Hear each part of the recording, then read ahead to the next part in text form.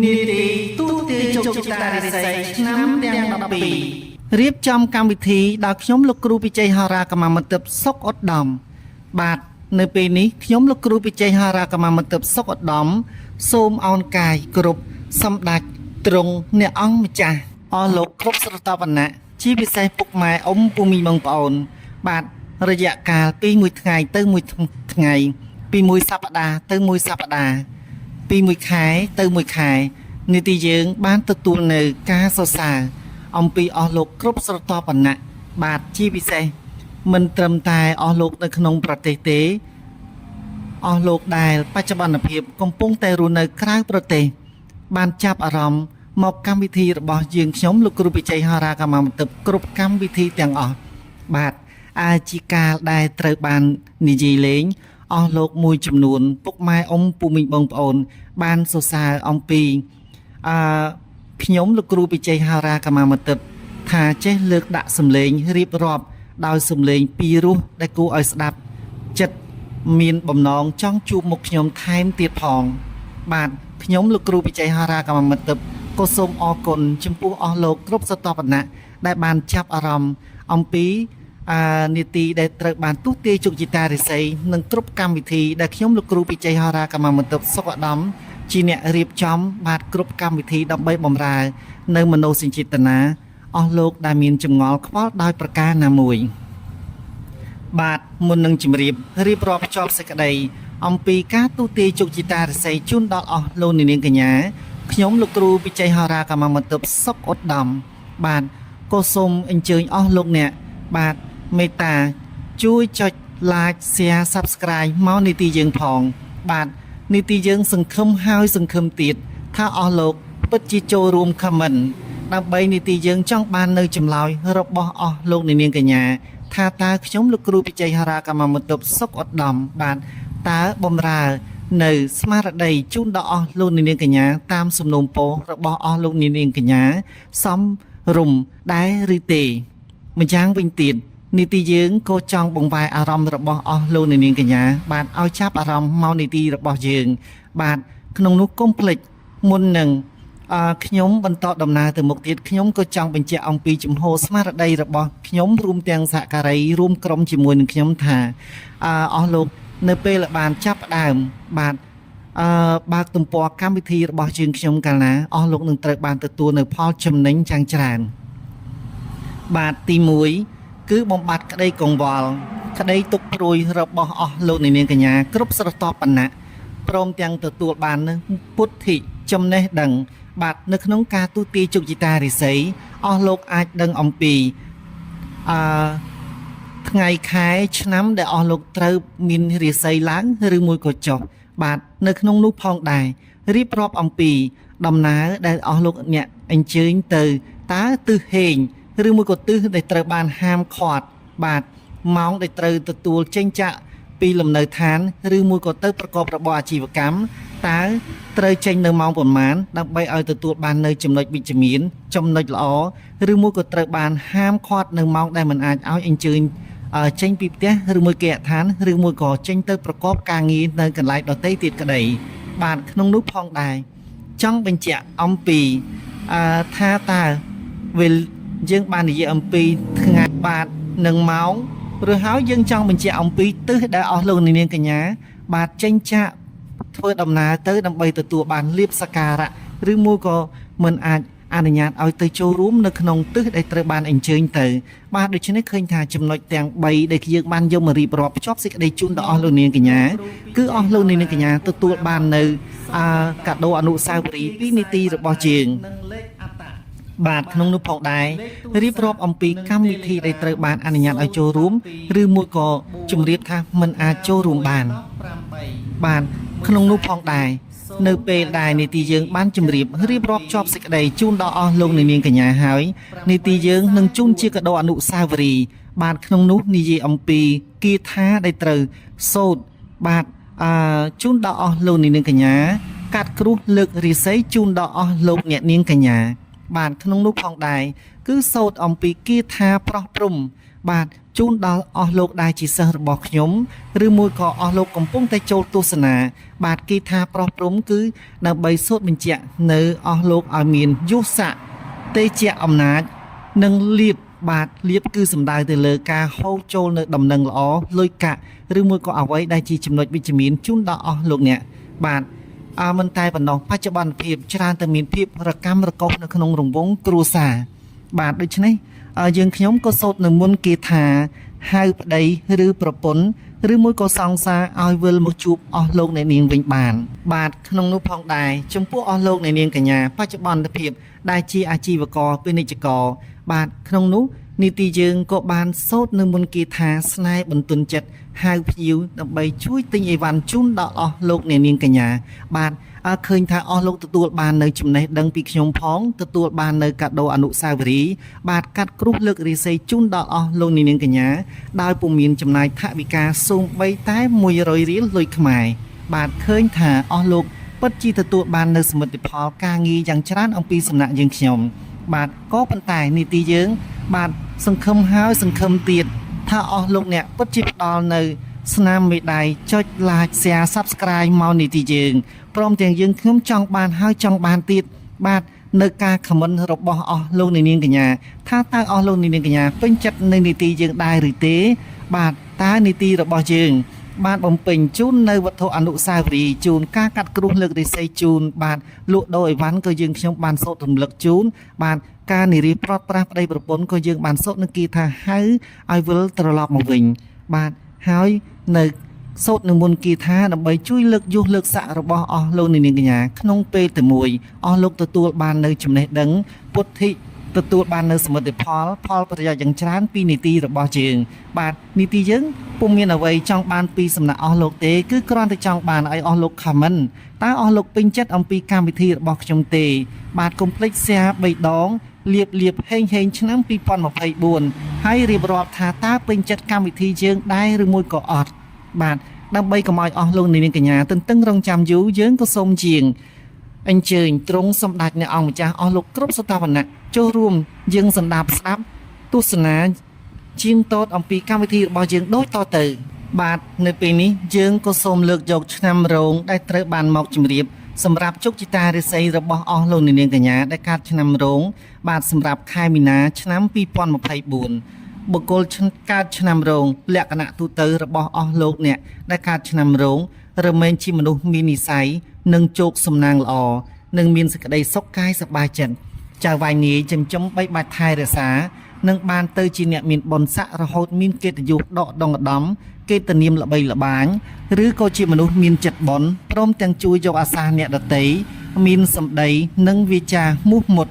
សតិបញ្ញាឆ្លៀសវៃកាលណាឃើញបុគ្គលកើតឆ្នាំរោងមិនតបតឬមានប្រតិកម្មភ្លាមចំពោះបច្ចាមិត្តមិនមែនឆ្នាំរោងជាមនុស្សកំសាកខ្លាចនោះទេក៏ប៉ុន្តែជាមនុស្សដែលសំងំវាយបកទៅសត្រូវវិញប្រកបទៅដោយល្បិចកិច្ចកលធ្វើយ៉ាងណាមិនឲ្យសត្រូវតបតមកលើខ្លួនវិញបានឡើយបាទឆ្នាំរោងនេះឆ្នាំ2023បើជាស្ត្រីច្រើនតែមានបញ្ហាចំនួនដោយសារពាក្យសម្ដីបាទជារួមឆ្នាំរោងនៅក្នុងឆ្នាំ2023មានវិបត្តិហិរញ្ញវត្ថុយ៉ាងច្រើនប៉ះពាល់ដល់សតិអារម្មណ៍ឆ្នាំរោងខ្លះត្រូវបានប្តីឬមួយក៏ប្រពន្ធមិនត្រូវគ្នាត្រូវចោះចោលផ្ទះសម្បែងឬមួយក៏ត្រូវបែកគ្នាឃ្លៀតគ្នាមួយរយៈបាទជាពិសេសច្រើនតែមានអ្នកដទៃចាក់រុកឆ្កឹះឆ្កៀលធ្វើឲ្យសង្គមគ្រួសាររស់នៅមិនបានចុះសម្រុងជាមួយគ្នាបាទក៏ប៉ុន្តែនៅក្នុងឆ្នាំ2024នេះរាសីឆ្នាំរោងរបស់អស់លោកនាងកញ្ញាជាពិសេសសម្រាប់ខែមីនាឆ្នាំ2024នេះគឺត្រូវទទួលបាននៅរាសីល្អបង្គួរបាទយើងខ្ញុំលោកគ្រូពិជ័យហារាកម្មាមិត្តសុខឧត្តមសូមចូលរួមអបអរសប្បាយចិត្តជាមួយអស់លោកនាងកញ្ញាដែលកើតឆ្នាំរោងមានរាសីល្អបង្គួរសម្រាប់ប្រចាំនៅខែមីនាបាទចូលមកដល់ក្នុងឆ្នាំថ្មីនេះក្នុងខែមីនានេះអស់លោកអ្នកនឹងមានផលកុសលលៀបដំណឹងល្អគួរជាទីពេញចិត្តបាទបើចង់លក់ដូរឬមួយក៏បញ្ចេញរបស់ឬមួយក៏វត្ថុគឺអាចសម្រេចបាននៅចុងខែកាលពីខែកុម្ភៈកន្លងមកស្ត្រីខ្លះគឺត្រូវបានប្តីសុំលែងដែរក៏អាចថាបានដែរ បាទក៏ប៉ុន្តែនៅពេលពាក់កណ្ដាលខែមីនានេះគឺទុកសោកបានស្បោយច្រើនបាទសូមជម្រាបនៅក្នុងខែមីនាឆ្នាំរោងត្រូវបានរាសីល្អបង្គួរយើងខ្ញុំបានជម្រាបហើយខ្ញុំលោកគ្រូបច្ចេកហារាកម្មបន្ទប់សុខដំក៏សូមជម្រាបថារាសីឆ្នាំរោងរបស់អស់លោកនាងកញ្ញាគឺរាសីល្អបង្គួរបាទរីឯថ្ងៃដែលត្រូវបានទទួលនៅលៀបសក្ការៈថ្ងៃហេងដែលពេលយើងចេញធ្វើដំណើរទៅរស់ស៊ីឬមួយក៏ទៅប្រកបការងារណាជួញដូរឬមួយក៏ទំនាក់ទំនងដោយប្រការណាមួយគឺថ្ងៃច័ន្ទបាទថ្ងៃដែលត្រូវបានហាមឃាត់គឺថ្ងៃសៅរ៍រីឯម៉ោងហេងគឺម៉ោង 7:29 នាទីពេលព្រឹកបាទឬមួយក៏ពេលថ្ងៃត្រង់គឺម៉ោង 3:33 នាទីពេលរាត្រីបាទគឺម៉ោង 8:19 នាទីបាទចំពោះនៅពេលថ្ងៃត្រង់បាទគឺត្រូវបានហាមឃាត់នៅម៉ោង 12 គឺពុំអាចចាកចេញពីលំនៅឋានឬមួយក៏គេហដ្ឋានឬមួយក៏ទីកន្លែងណាមួយដើម្បីធ្វើដំណើរឆ្ពោះទៅទំនាក់ទំនងការងារអ្វីមួយគឺពុំបានសមប្រកបទេ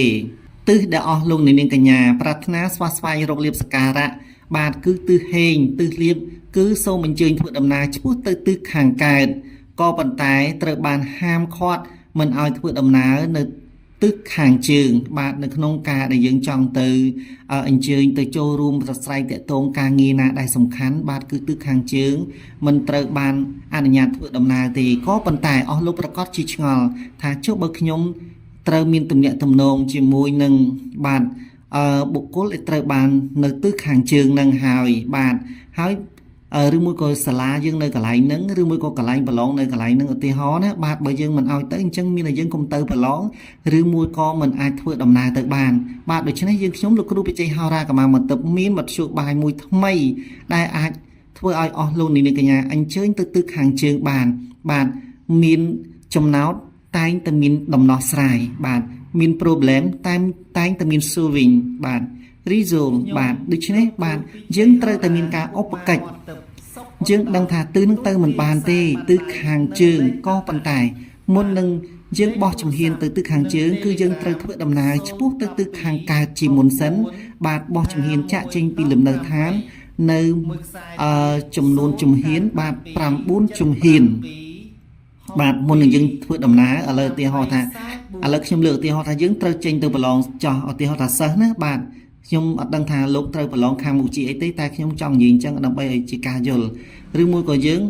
មាន office នៅខាងហ្នឹងឬហើយយើងគេមិនឲ្យយើងទៅអញ្ចឹងមានតែយើងអត់ទៅធ្វើការក្នុងថ្ងៃច័ន្ទហ្នឹងមែនទេពីបើព្រោះថាថ្ងៃសៅរ៍ហ្នឹងជួនកាលថ្ងៃសៅរ៍គេអត់ធ្វើការទេតែកន្លែង micro finance ខ្លះគេតម្រូវឲ្យយើងទៅជួយការងាររបស់គេនៅក្នុងថ្ងៃសៅរ៍ដែរបាទដូច្នេះ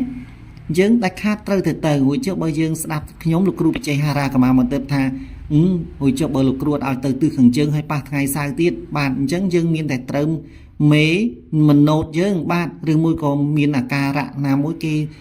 ធម្មតាទេគេជាមេឬមួយក៏ថ្នាក់ដឹកនាំបាទយើងបានព្រមីសជាមួយគេហើយសន្យាជាមួយគេហើយ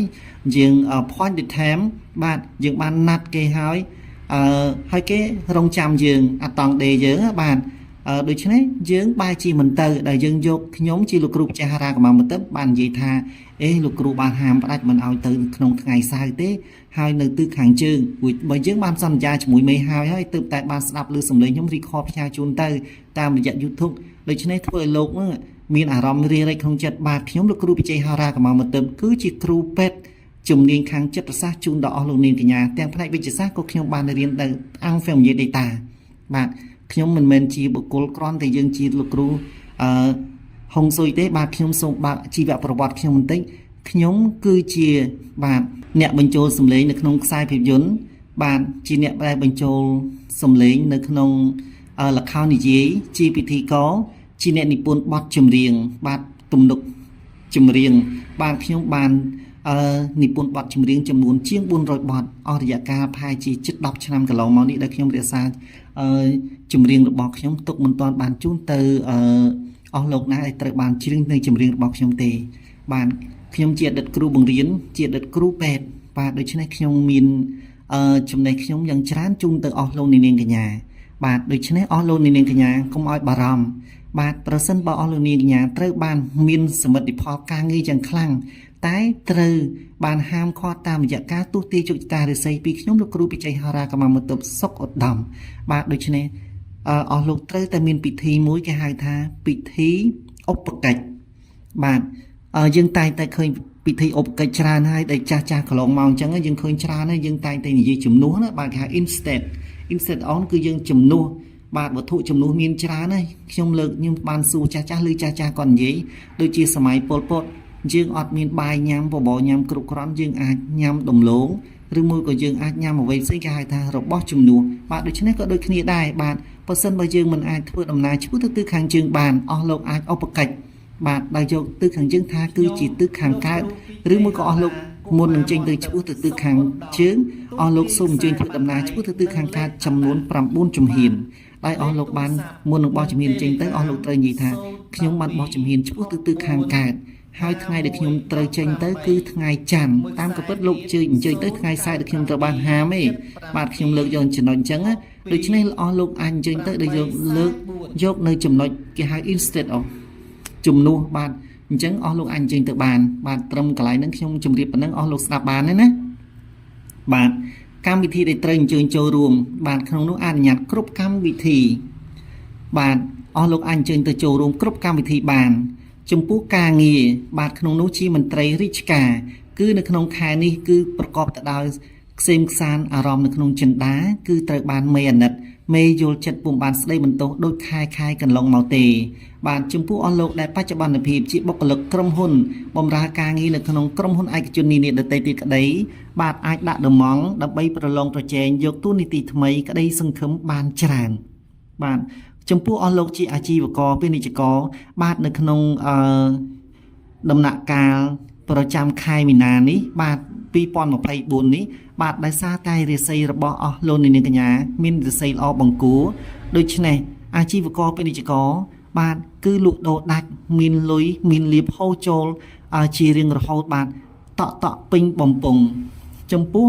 បងប្អូនឬមួយក៏បងជាសិស្សនិស្សិតអាចដាក់ពាក្យស្នើសុំអាហារូបករណ៍អាចនឹងជាប់ឬមួយក៏ប្រឡងដើម្បីធ្វើការនៅតាមស្ថាប័ននានាគឺសង្ឃឹម 80% លុយកាក់គឺមានលុយហូរចូលរហូតលៀបហូរចូលរហូតបាទសូមចូលរួមអបអរខ្ញុំលោកគ្រូបច្ចេកហារាកម្មាមត្តបសុខឧត្តមសូមចូលរួមអបអរជាមួយអស់លោកតាមរយៈលុយកាក់គឺមានលុយកាក់ហូរចូលរហូតលៀបហូរចូលរហូតបាទសុខភាពបាទសុខភាពរបស់អស់លោកនាងកញ្ញាដែលកើតឆ្នាំរោងបាទតាមរយៈខ្ញុំលោកគ្រូបច្ចេកហារាកម្មាមត្តបសូមជម្រាបសូមចូលរួមអបអរសាទរដែរគឺសុខភាពបានល្អរឹងមាំធូរស្រាលសុខភាពរឹងប៉ឹងច្រើនបាទស្នេហាប្រែជាមានសភាពធូរស្រាលបន្តិចម្ដងរហូតដល់ត្រូវតម្រូវថាយល់ចិត្តថ្លើមគ្នាជួនកាលបាត់មុខគ្នាសឹងតែពុំបានទៀតផងបាទចំពោះបងប្អូនយុវវ័យដែលនៅក្នុងថេរវេលាឆ្នាំ2024ខែមីនានេះគឺប្រកបទៅដោយសុភមង្គលបាទជាថេរវេលាមួយជាពេលវេលាដ៏ល្អដែលអាចផ្សារភ្ជាប់ចំណងមេត្រីរហូតដល់យល់ចិត្តថ្លើមគ្នាអាចភ្ជាប់ពាក្យដើម្បីត្រៀមរៀបមង្គលការនៅថ្ងៃណាមួយបាទរីឯដំណើរកំសាន្តសុខសាន្តផ្លូវចិត្តក៏ប៉ុន្តែចំពោះផ្លូវឆ្ងាយគួរកុំតាន់អីព្រោះលេខរាសីរបស់យើងបាទនៅក្នុងឆ្នាំរោង2024នេះមានសភាពនៅរដិចរដប់ខ្លះបាទសំណុំពរពីខ្ញុំលោកគ្រូបច្ចេកហារាកម្មាមត្តបសុខឧត្តមបាទថ្ងៃ9កើតគឺថ្ងៃ18ខែ3 2024ប្រសិនបើអស់លោកមានឪពុកម្ដាយនៅមានប្រជជនមានជីវិតបាទសូមអញ្ជើញគាត់ស្រោចទឹកលើករាសីជូនបើទោះបីជាគាត់ពុំបានចេះធម៌ក្តីក៏ប៉ុន្តែប្រសិនបើគាត់មានបំណងសុខដូចថាមានចិត្តអាណិតស្រឡាញ់យើងជាកូនបាទពួកខ្ញុំមិនមែនថាម្ដាយពុកមិនស្រឡាញ់ជួនកាលម្ដាយពុកខ្លះគាត់មានជរាភាពមិនអាចនិយាយបានឬមួយក៏អ្នកខ្លះគាត់មានភាពពិការភាពឬមួយក៏ជួនកាលគាត់ពិសាស្រាច្រើនអាចបណ្ដាលឲ្យគាត់មានសតិមិនល្អនោះយើងពុំអាចឲ្យគាត់នឹងបាទធ្វើពិធីស្រោចទឹកកាត់គ្រោះរំដោះគ្រោះលើករាសីជូនដល់យើងបានទេលុះត្រាតែគាត់មានដូចថាជាមនុស្សធម្មតាដែលគាត់យល់ដឹងការខុសត្រូវបើទោះបីជាគាត់មិនបានចេះធម៌យ៉ាងណាក៏គាត់ចេញពីបេះដូងរបស់គាត់ឲ្យពរជ័យយើងតាមបេះដូងមនោសញ្ចេតនារបស់គាត់តែប្រសិនបើគាត់ មានកាន់សិល8ទៀតនោះកាន់តែប្រសើរកាន់តែប្រពៃបាទសូមកុំភ្លេចប្រសិនបើបានមានដោយសំណុំពររបស់ខ្ញុំនៅថ្ងៃ9កើតត្រូវថ្ងៃទី18ខែ3 2024បាទសូមអញ្ជើញឲ្យឪពុកម្ដាយរបស់អស់លោកស្រោចទឹកនៅវេលាម៉ោង 7:38 នាទីពេលព្រឹកក៏ប៉ុន្តែប្រសិនបើអស់លោកពុំមានឪពុកម្ដាយរស់នៅជាមួយឬមួយក៏ឆ្ងាយបាទអស់លោកអាចអញ្ជើញទៅវត្តនិមន្តលោកចាក់ទឹកលើករាសីនៅវេលាម៉ោង 3:24 នាទីពេលរសៀលគឺនៅថ្ងៃដដែលថ្ងៃ9កើតត្រូវថ្ងៃទី18ខែ3 2024បាទនេះគឺជាបំណងល្អរបស់ខ្ញុំអស់លោកប្រកាសជាឆ្ងល់ថាហេតុនេះម្ដេចបានជាខ្ញុំលោកគ្រូពិជ័យហារ៉ាកម្មាមន្ទិលសុខឧត្តមបាទសូមសំណូមពរឲ្យអស់លោកធ្វើដូច្នេះបាទពីព្រោះថារាសីឆ្នាំរោងរបស់អស់លោកនៅក្នុង2024នេះបាទមានសភាពរដិចរដប់ខ្ញុំនិយាយដូច្នេះអស់លោកប្រកាសជាយល់ហើយបាទនៅពេលនេះខ្ញុំដល់នីតិដែលត្រូវជម្រាបលាអស់លោកហើយក៏ប៉ុន្តែដើម្បីជាកាដូអនុស្សាវរីយ៍ជូនដល់អស់លោកនាងកញ្ញាបាទយើងខ្ញុំបានជម្រាបតាំងពីដើមវគ្គមកហើយថាយើងត្រូវតែមុននឹងជម្រាបលាយើងនឹងជូននៅកាដូអនុស្សាវរីយ៍ដែលអស់លោកពុំអាចអត់បានបាទនៅពេលនេះខ្ញុំសូមសូត្រនិមន្តគាថាស្រោចទឹកកាត់គ្រោះលើករាសីជូនដល់អស់លោកនាងកញ្ញាដូចតទៅរីករាយពុទ្ធមន្តប្រសាទេបុត្រព្រះអង្គស្វាជីនៅក្នុងពេលនេះអង្គអាយកុំចាយកុំចាត់អន្តរាយចេញឆ្ងាយមែនពិនយើងមានជោគជ័យមង្គលសិរីសួស្តីមែនពិនបានស្ដាប់ពុទ្ធមន្តលាន់លើព្រះបរិនប្រណំប្រណិនដោយចិត្តជ្រះថ្លាមកទីបិសាចមានលិទ្ធអំណាចក្លោខ្លាជាស្ដានៃព្រះពុទ្ធមន្តសពអស់ថ្លៃថ្លាអក្រាសិសាបង្គំវត្តទាព្រះរតនត្រ័យលិទ្ធខ្លាំងក្រៃថ្លៃថ្លាឧត្តមលើលងសត្វផងកន្លងទ្រង់ទេដាដូចធំក្រុមអង្គសូរាក្ររនាងពីពុំគុណធំគុណធំកៃណោបាសាទាំងរីបិសាយាអញ្ញតានៅរីព្រឹក្សាពពន់គិរី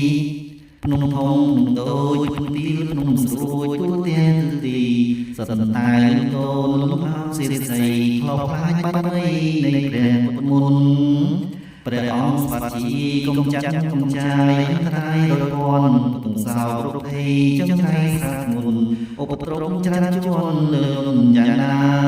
ទីយ៉ាងរតនត្រ័យគុណកែទាំងបីបារមីខ្លាំងក្លាប្រគំស្រែស្រំរូបមកទុក្ខាវិញ្ញាណសាសនាសេងសិតោបាទនេះគឺជាការសូត្រមន្តកាត់គ្រោះរំដោះគ្រោះលើករាសីជូនដល់អស់លោកនាងកញ្ញានៅពេលនេះសូមយាងសម្ដេចទ្រង់អាយដាមទទួលនៅការដែលយើងខ្ញុំលោកគ្រូបច្ចេកហារ៉ាកម្មាបន្ទិបសុខឧត្តមបាទសូត្រនិមន្តគាថាជូនដល់អស់លោកនាងកញ្ញាជាបន្តទៀតខ្ញុំលោកគ្រូបច្ចេកហារ៉ាកម្មាបន្ទិបសុខឧត្តមសូមសូត្រនៅមន្តគាថាប្រោះព្រំជូនដល់សិស្សរបស់ខ្ញុំទាំងអស់ដែលបានស្គាល់ខ្ញុំឬមួយក៏អស់លោកកំពុងតែយាងអញ្ជើញចូលទស្សនានៅកម្មវិធីទូទាយជោគជតារិស័យទាំង12ពីខ្ញុំលោកគ្រូបច្ចេកហារ៉ាកម្មាបន្ទិបដូច្នេះសូមអញ្ជើញទទួលស្ដាប់នៅការសូត្រមន្តគាថាប្រោះព្រំដើម្បីក្នុងនោះផងដែរគឺចង់សម្ដៅឲ្យមានយូស័ក្តិទេជាអំណាចលៀបលុយហូរចូលគ្រប់ទិនទិវីរិត្រីបាទដល់ពេលនេះសូមយើងស្ដាប់ដូចតទៅអនន្តៈសិរីអនន្តៈយុសាអនន្តៈរូបាសិទ្ធិកិច្ចចាសិទ្ធិកម្មសិទ្ធិតថាគតោអន្តិសិរីអន្តិយសានតិរូបាសិទ្ធិកិច្ចចាសិទ្ធិកម្មសិទ្ធិតថាគតោអន្តិសិរីអនន្តៈយុសាអនន្តៈរូបាសិទ្ធិកិច្ចចាសិទ្ធិកម្មសិទ្ធិតថាគតោអនន្តៈសិរីអនន្តៈយុសាអនន្តៈរូបាសិទ្ធិកិច្ចចាសិទ្ធិកម្មសិទ្ធិតថាគតោអនន្តៈសិរីអនន្តៈយុសាអនន្តៈរូបាសិទ្ធិកិច្ចចាសិទ្ធិកម្មសិទ្ធិតថាគតោអនន្តៈសិរីអនន្តៈយុសាអនន្តៈរូបាសិទ្ធិកិច្ចចាសិទ្ធិកម្មសិទ្ធិតថាគតោអនន្តៈសិរីអនន្តៈយុសាអនន្តៈរូបាសិទ្ធិកិច្ចចាសិទ្ធិកម្មសិទ្ធិតថាគតោអនន្តៈសិរីអនន្តៈយុសាអនន្តៈរូបាសិទ្ធិកិច្ចចាសិទ្ធិកម្មសិទ្ធិ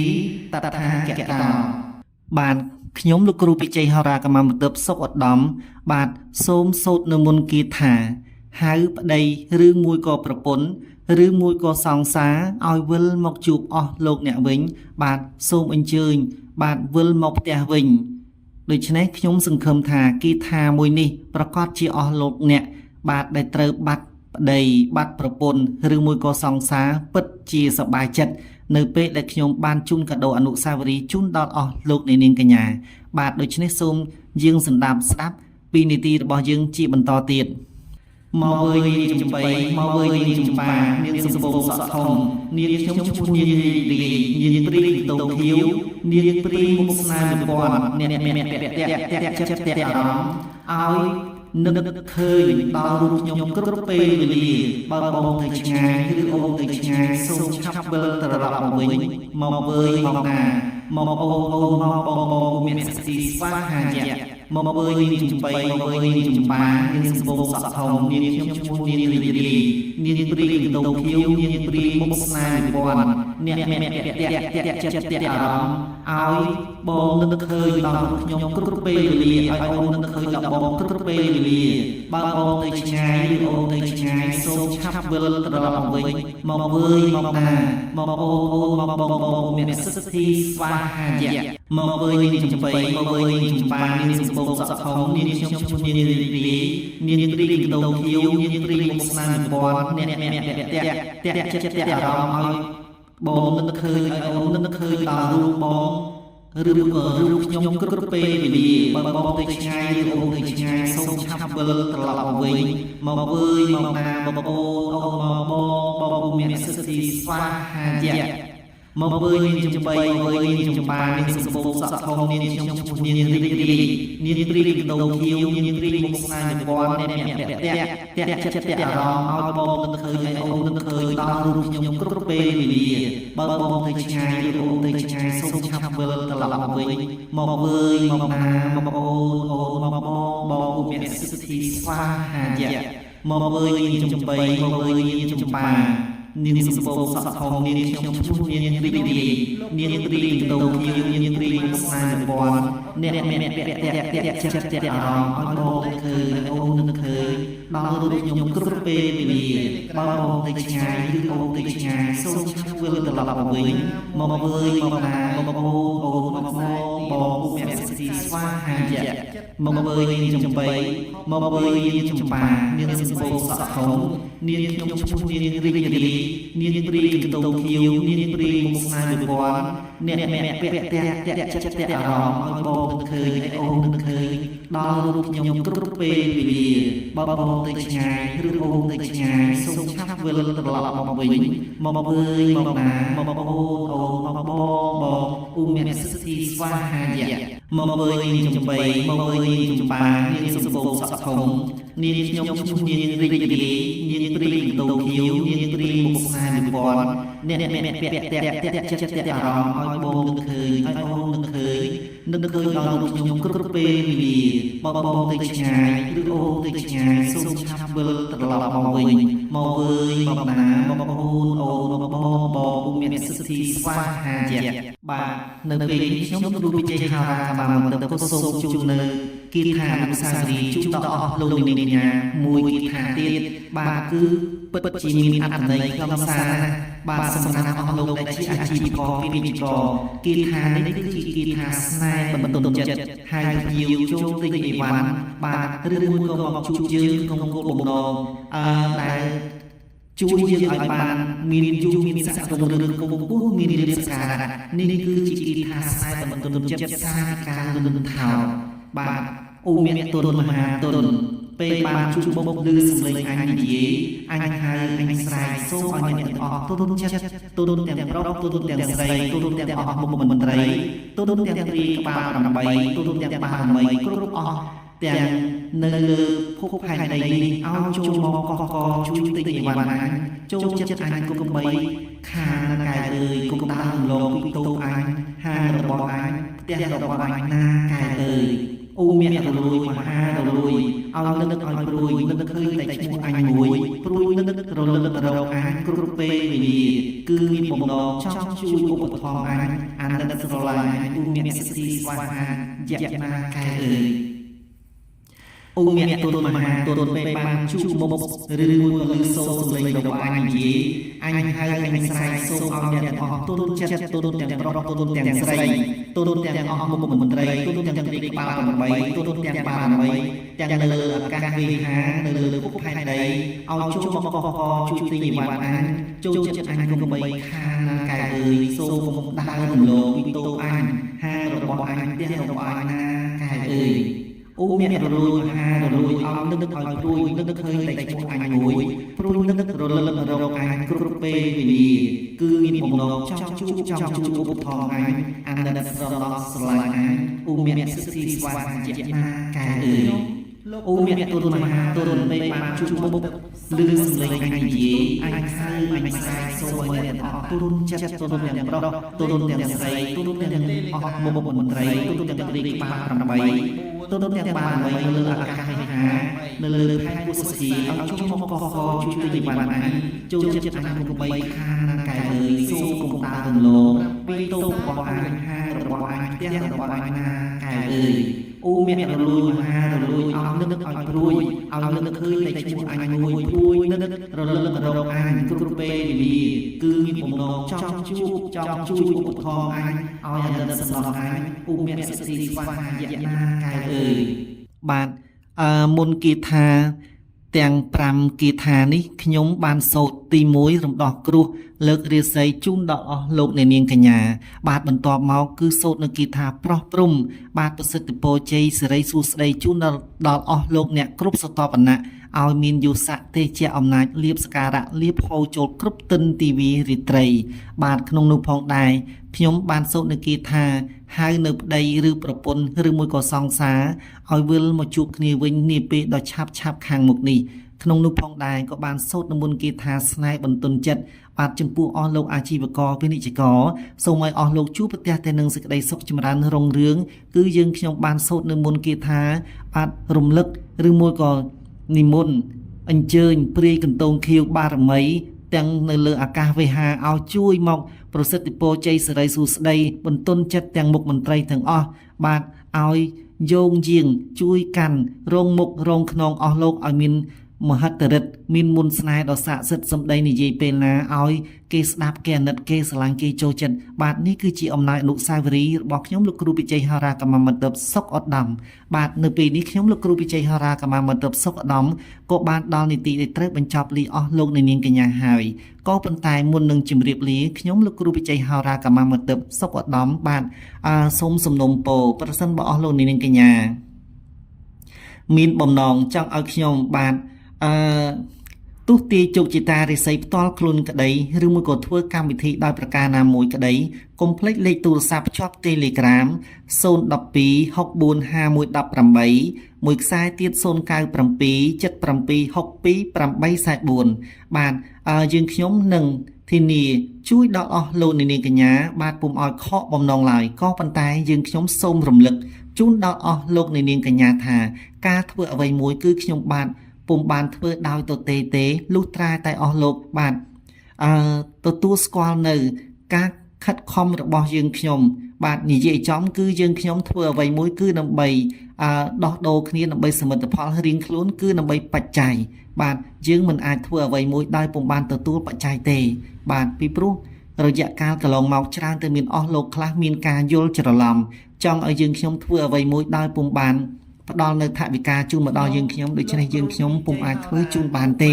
ពីព្រោះអស់លោកស្ដាយស្រណោះនៅលុយកាក់បន្តិចបន្តួចយើងខ្ញុំមិនអាចបំពេញតម្រូវចិត្តរបស់អស់លោកអ្នកដោយខ្ញុំមានជំនាញច្បាស់លាស់ពិតប្រាកដ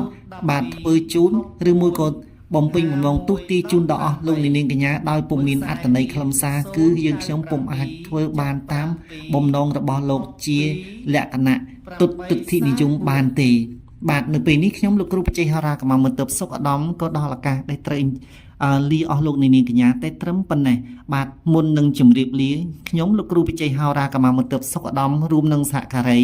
ក៏សូមប្រសិទ្ធពរជ័យសិរីសួស្តីជ័យមង្គលជូនដល់សម្ដេចទ្រង់អ្នកអង្គម្ចាស់បាទអស់លោកគ្រប់ស្រទាប់វណ្ណៈក្នុងនិងក្រៅប្រទេសសូមជួបប្រទះតែនឹងសេចក្តីសុខចម្រុងចម្រើនជាពិសេសសុខភាពល្អបាទពីព្រោះថាយើងមានសុខភាពល្អគឺយើងអាចឈ្នះនៅអ្វីៗទាំងអស់បាទមានសុខភាពល្អគឺយើងអាច ប្រសិនបើមានគ្រោះដោយប្រការណាមួយយើងអាចនិយាយបាទយើងអាចរត់រកឲ្យលោកគ្រូឬមួយក៏អស់លោកណាមួយអាចជួយរំដោះកាត់គ្រោះយើងបានក៏ប៉ុន្តែប្រសិនបើអស់លោកមានសុខភាពធ្ងន់ធ្ងរសម្រាននៅតែលើគ្រែដើរពំរួចបើទោះបីជាបាទគ្រូទេវតាមកពីឋានណាក៏មិនអាចជួយអស់លោកបានដែរដូច្នេះកុំភ្លេចថែរក្សាសុខភាពខ្ញុំលោកគ្រូវិជ័យហោរាកម្មាមន្ទិបសុខឧត្តមជូនពរដល់អស់លោកអ្នកជាចម្បងគឺសូមឲ្យអស់លោកអ្នកមានសុខភាពល្អបរិសុទ្ធបាទត្រឹមត្រូវបាទបើសិនអស់លោកមានសុខភាពល្អប្រកាសជានឹងរីករាយស្វាគមន៍ស្ដាប់នៅសំឡេងរបស់ខ្ញុំបាទខ្ញុំនឹងជម្រាបអស់លោកបាទនៅពេលដែលខ្ញុំបានសូត្រគាថាជូនដល់អស់លោកកុំភ្លេចប្រសិនបើអស់លោកជាអាជីវករក្តីជាបុគ្គលគ្រប់ឋានានុក្រមក្តីបាទសូមយកសម្លេងរបស់ខ្ញុំទៅចាក់ទៅតាមគោលបំណងរបស់អស់លោកអ្នកបាទនៅពេលដែលអស់លោកអ្នកមុននឹងចេញទៅធ្វើដំណើរទៅទីណាក៏សូមចាក់នៅបាលីដែលខ្ញុំបានសូត្ររំដោះគ្រោះកាត់គ្រោះលើករាសីជូនដល់អស់លោកអ្នកបាទនៅពេលដែលអស់លោកអ្នកកំពុងតែលក់ដូរគឺអស់លោកអ្នកអាចសូត្រចាក់នៅសម្លេងរបស់ខ្ញុំបានសូត្រនៅបាលីស្នេហ៍តាក់ទាញបាទភ្ញៀវអតិថិជនឲ្យចូលមកកន្លែងរបស់អស់លោកលក់ដូរបាទអស់លោកឃើញទេអស់លោកប្រកាសជាបានចំណេញច្រើនបាទដោយអស់លោកមិនបានចំណាយអ្វីផងអស់លោកទទួលបាននៅសមិទ្ធផលយ៉ាងច្រើនក្នុងពេលតែមួយបាទដូច្នេះកុំភ្លេចខ្ញុំលោកគ្រូវិជ័យហោរាកម្មាមន្ទិបសុខឧត្តមបាទជាមិត្តជាកល្យានមិត្តបាទជាទីប្រឹក្សាផ្ដល់យោបល់ជូនដល់អស់លោកអ្នកនាងកញ្ញាបាទមានខ្ញុំលោកគ្រូវិជ័យហោរាកម្មាមន្ទិបគឺអស់លោកហាក់បីដូចជាមានដៃស្ដាំដៃឆ្វេងនៅចាំជួយត្រឧបត្ថម្ភបាទជួយផ្ដល់យោបល់គឺជាកល្យានមិត្តដែលអាចរំដោះនៅគ្រោះទុក្ខភ័យសម្រាប់អស់លោកអ្នកនាងកញ្ញាបានបាទនៅពេលនេះខ្ញុំលោកគ្រូវិជ័យហោរាកម្មាមន្ទិបសុខឧត្តមបាទសូមជម្រាបលាសូមអរគុណ